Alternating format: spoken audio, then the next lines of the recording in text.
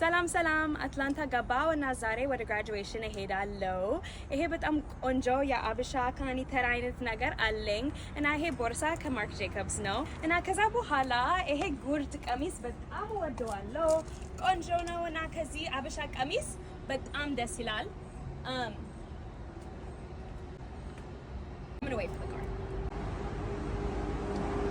ይሄ ጉርድ ቀሚስ በጣም ያምራል እና ጫማዬ ከቦርሳዬ እንዴት እንደሚያምር ኑ ትንሽ ፈራ ሰው ይመጡ ነው። ስለዚህ ወደ ውስጥ እንሂድ።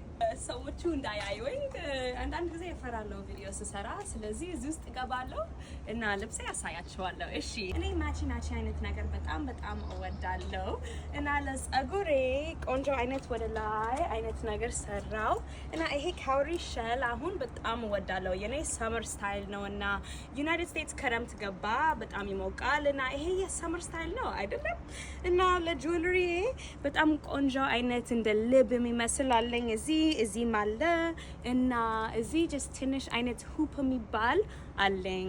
እሺ ቻው